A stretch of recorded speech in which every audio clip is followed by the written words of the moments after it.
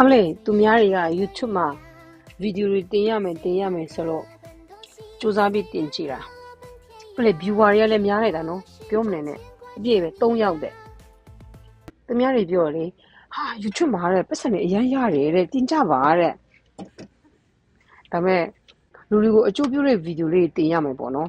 ကဲအဲ့ဆိုတော့ကျမတို့ကလူတွေကိုအကျိုးပြုတယ်ဆိုတော့ဗာတင်ရမလဲပေါ့နော်စဉ်းစားတာပေါ့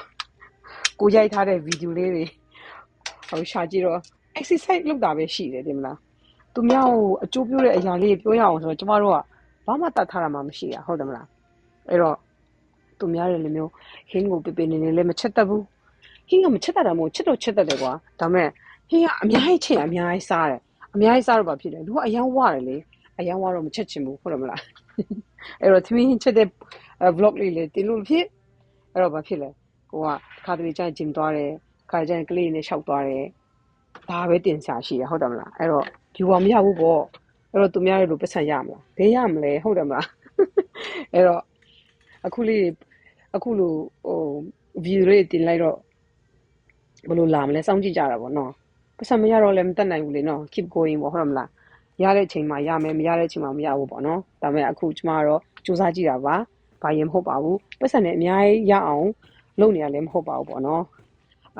activity တစ်ခုအနေနဲ့ဗီဒီယိုလေးကိုတင်ဖြစ်တာပါလို့ပေါ့နော်အခုဒီဗီဒီယိုလေးကို accidentally ဒီချင်းရတွေ့သွားရဆိုရင်လည်းကျမကို like and comment လုပ်ပေးလို့ရပါတယ်လို့စိတ်မဆိုးပါဘူးလို့နော်